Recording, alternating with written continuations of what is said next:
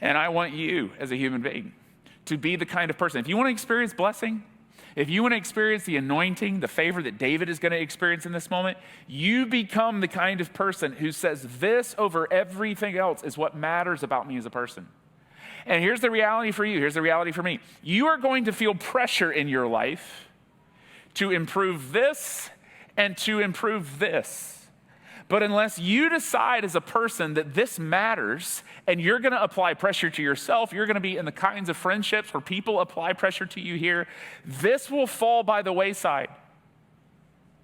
And you will be setting yourself up to be pickpocketed by others because you've been so deeply habituated, and you will be in a position where you live in a world of shallowness where you're constantly in a position to pickpocket others in terms of your character because you haven't focused on this. And God says, that's not what I want for you. That's not the person I bless. The Eliabs of the world are not interesting to me. Are you focused on the thing that God is focused on? Have you plummeted past the shallow into the depths of who you really are as a person? You say, well, that sounds nice, but what do I do with that? Well, you know there is a caste system to this life. There's a caste system to this world. We may not have codified that in terms of religion, but in terms of where you live, who you hang out with, where you work, your social circles, all the pressure you feel is here and here. And so this becomes your social circle.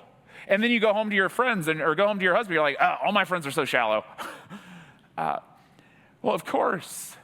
It means you would begin to have friendships where people ask you, like, hey, I don't really care about that. I don't really care about what's going on at work. I don't really care about, I mean, I do, but actually my real concern, Jennifer, is like, who are you? My real concern, Tom, is like, who are you? What's going on the inside?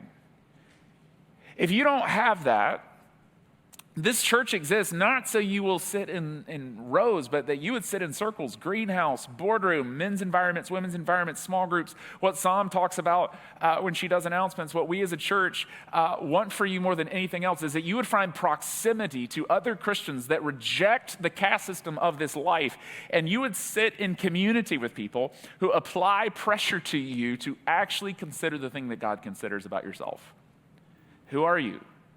You know what this means on the other side? It means you would have friendships where you show up to the table and you would say, like, yeah, John, we can sit and talk about, my golf game and where I'm working and, what I'm trying to do to where I shop, whatever it is.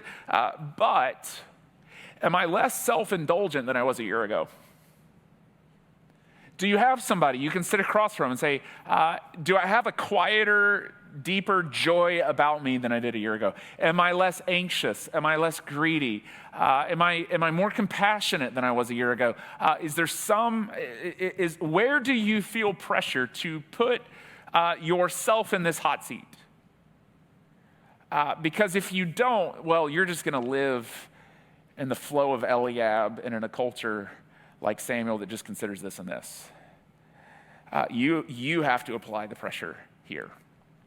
And what I love about Samuel is that eventually he gets it right. He eventually sees what God sees, and he chooses David, and David gets anointed. If you keep reading in the story, it says in the next part that eventually Jesse, like how awkward is this story? It says Jesse calls Abinadab, one of his other sons, and had him pass in front of Samuel. But Samuel said, the Lord has not chosen this one either. Sit down, Abinadab. Jesse then had Shammah pass by. And poor Shammah, Samuel said, nor has the Lord chosen this one. Jesse had 7 of his sons pass before Samuel. But Samuel said to them, the Lord has chosen none of these. Which is like, there's 7 of them. What do you want me to do? It's not enough for you? Like, Jesse's poor wife has got to be in the corner. Like, I'm exhausted. I have 7 boys. You want more? What in the world? And so he says there's a problem. Yeah, these are all good-looking, talented kids, but this is not who God has chosen. And if you read the story, Saul, he's good in these two.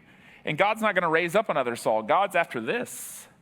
And so he's looking. He's still, where is your other son? So he asked Jesse, are these all the sons you have? There is still the youngest, Jesse answered.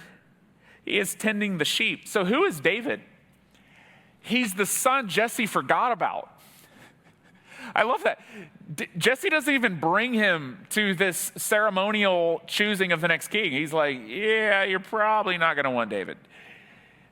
He's kind of hanging out with the sheep and the field. I don't know what he does, really. He's kind of the weird kid.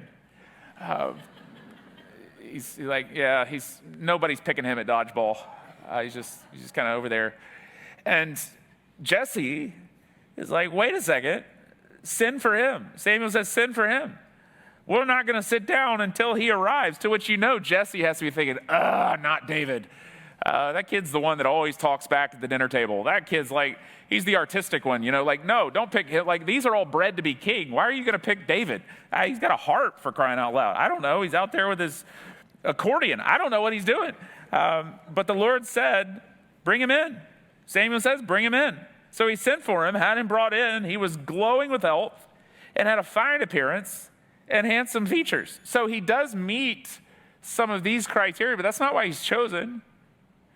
It says that he's chosen because of what's on the inside. He has a heart after God. And the Lord said, rise and anoint him. This is the one.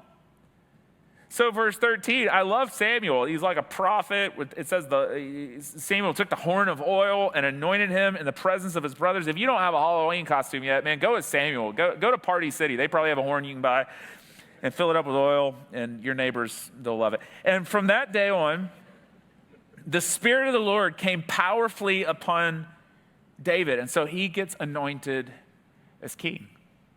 And there's something about the character of God, and I don't really understand this. I don't know why this is true, but God does not evaluate people and choose people and bless people based on the criteria that we look at when we look at people.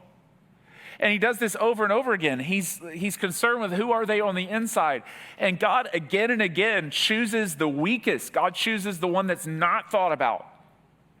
And it's a society, again and again, where it's always the oldest son that's chosen for blessing and favor.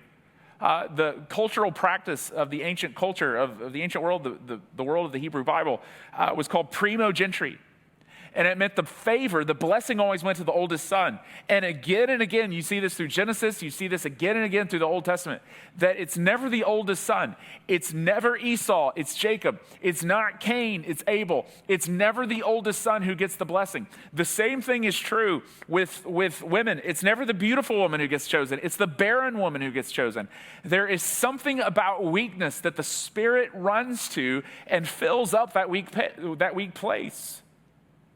Where God is not interested in this or this, although we are. He's interested in who are you and something about your weaknesses. You know what this means? These people are not chosen in spite of the fact that they're barren. They're not chosen in spite of the fact that they're weak. They're chosen precisely because of it. And there's so many of us here, if I were to say, hey, tell me your story of finding Jesus, or tell me your story of meeting the grace of God in your life, you would say, well, in spite of my past, in spite of my first divorce, in spite of the fact that I never, looked the part or was as good or, was a good Christian or knew the stuff I was supposed to know, in spite of the fact that I messed up, in spite of the fact that I just, I did everything wrong, God still chose me, loves me, blesses me. To which God would say, it's not in spite of all that, it's actually because of all that the grace of God found you. It's actually because of all that I choose to bless you. It's actually through the cracks of your life and your story that I meet you there, not in spite of it, but because of it. Because if it had been a story of you were just floating and trending up and to the right in your life, and you were just achieving and doing everything on your own, God's going, I wasn't going to bless you. You would have gotten all the credit. It was the person who nobody expected, but they had the heart and the posture in their life that I choose. It's not in spite of your failures. It's actually because of them that God meets you in those moments and says, I can work with this.